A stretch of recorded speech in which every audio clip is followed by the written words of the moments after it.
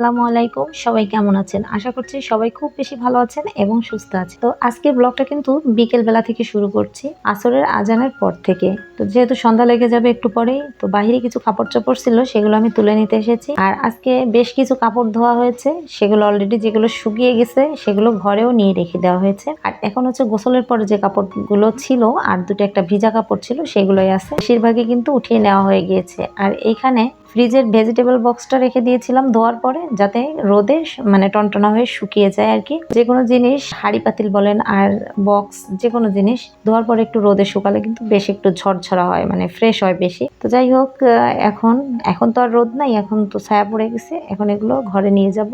তো এখন এগুলো নিয়ে ঘরে চলে যাব, ঘরে যেয়ে রেখে দিব। আর কিছু কাপড় চোপড় যেগুলো ঢিপ করে রেখে দেওয়া হয়েছে, তো সাধারণত কিন্তু বাহির থেকে কাপড় তুলে ঘরে নিয়ে একটা জায়গায় ঢিপ করে রাখা হয়, পরবর্তীতে ফ্রি টাইমে গুছিয়ে রাখা হয়। তো ঠিক আছে, আজকেও করা হয়েছে। তো সেই কাপড় চোপড়গুলো একটু গোছাবো। আর আজকে একটু ব্যতিক্রম ব্লগটা, কারণ বিকেলে আজকে রান্না হচ্ছে। সচরাচর কিন্তু বিকেলে রান্না করি না, বিকেলবেলা হয়তো বা একটু নাস্তা আইটেম এগুলো রান্না করা হয়, তবে ভাত তরকারি রান্না করা হয় না। কিন্তু আজকে হবে, তো তার কারণ আছে। কারণ জানতে হলে পুরো ব্লগটা দেখেন, ছোট্ট একটু ব্লগ, পুরোটা জুড়ে থাকুন। যারা ভিডিওটির এই পর্যন্ত দেখে শেষ করেছেন তারা দয়া করে একটি লাইক দিয়ে দিবেন। আর যদি মোটামুটি ভালো লেগে থাকে তাহলে চ্যানেলটাকে সাবস্ক্রাইব করে কিন্তু আমার পাশেই থাকতে পারেন, চ্যানেলটার পাশেই থাকতে পারেন। তো এখানে করলা ভাজি করা হয়েছে চিংড়ি মাছ দিয়ে, আর এখানে একটু হালকা ফালকার মধ্যে তরকারি রান্না হচ্ছে, সবজি আর কি। দুই পদের সবজি দেওয়া হয়েছে এখানে, বরবটি এবং এটাকে কি বলে, ধুন্দল। এটা হচ্ছে চিংড়ি মাছ, এটাও চিংড়ি মাছ দিয়ে করা হচ্ছে। যেহেতু বিকেলবেলা তো মাছ টাছ ভেজানো, গলা ভাজা এগুলো একটু ঝামেলা, তো এই জন্য চিংড়ি মাছ দিয়েই দুইটা আইটেম সেরে ফেলেছি। তো এখানে একটু মাখা মাখা করে ধুন্দল দিয়ে বরবটি দিয়ে চিংড়ি মাছের ঝোল করে নিব। আর ওখানে তো দেখাই দিলাম যে করলা ভাজি করেছি। আর এর মধ্যে হচ্ছে হাঁস রান্না করা হয়েছিল শশীর বাবার জন্য, সেখান থেকে একটু হাঁসের গোশত রেখে দেওয়া হয়েছিল।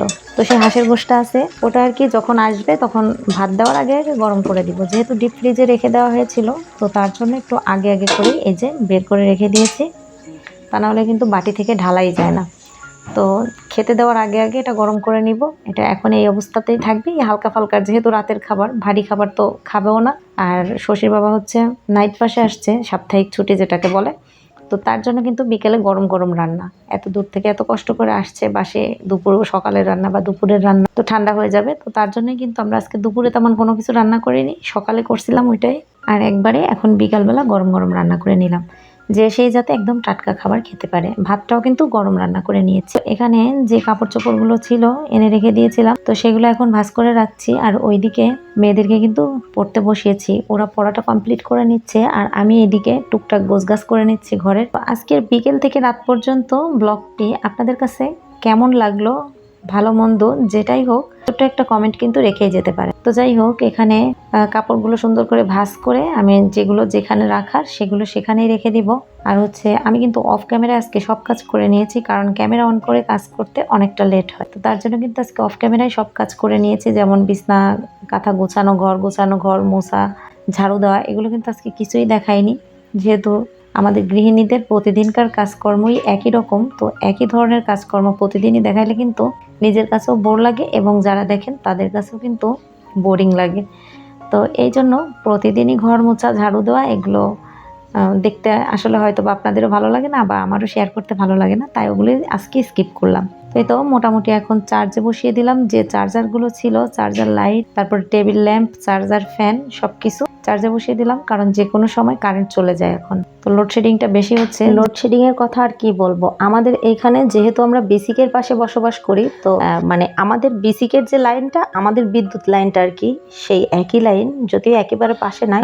তার জন্য কিন্তু আমাদের এখানে যত বড়ই যা কিছু হোক না কেন, কোনোদিনও একটা রাত পুরো কারেন্ট যে থাকছে এরকম কিন্তু আগে পরে তেমন একটা হয়নি। যতই বিপদ হোক না কেন, এমনকি সিডরের সময়ও, সিডরের রাতেই আমাদের এখানে আবার কারেন্ট দেওয়া হয়েছে। আমাদের এখানে খুব সুন্দর সার্ভিস ছিল, নিরবচ্ছিন্ন সার্ভিস যাকে বলে কারেন্টের। তো এখন ইদানিং আমাদের এখানেও অসহ্য পরিমাণ লোডশেডিং হচ্ছে, এবং গরমে সহ্য না করতে পেরে কিন্তু চার্জার ফ্যান একটা কিনে নিয়েছি। আর চার্জার ফ্যানে আর কতই বা মানে ট্যাকেল দিতে পারে। যাই হোক, কোনোদিন ভাবিনি যে আমাদের এখানেও এরকম দিন আসবে, বা আমাদেরও এরকম দিন দেখতে হবে যে এত লোডশেডিং। মানে গ্রামে গেলে ন্যাচারালি, আমাদের গ্রামে গেলে কিন্তু একটু বেশি বিদ্যুৎ যায়, খুবই বিরক্ত হই। তো যাই হোক, আজকের ব্লগটা এই পর্যন্তই। জানলা দরজা সবকিছু বন্ধ করে দিচ্ছি, মশার খুব উৎপাত, ডেঙ্গু জ্বরের রুগী আমাদের এদিকে আশেপাশে ভরে গিয়েছে, তো তার জন্য একটু কয়েল জ্বালিয়ে 2-3 ঘন্টা রেখে দিই, শোয়ার আগে আগে বন্ধ করে দিই। জানলা দরজা সবকিছু বন্ধ করে নিচ্ছি। তো তারপরে এখন একটু ফ্যানের নিচে বসে এডিট করব। তো আজকে ব্লগটা এই পর্যন্ত। সবাই ভালো থাকবেন, সুস্থ থাকবেন, আমাদের জন্য দোয়া করবেন। আল্লাহ হাফেজ।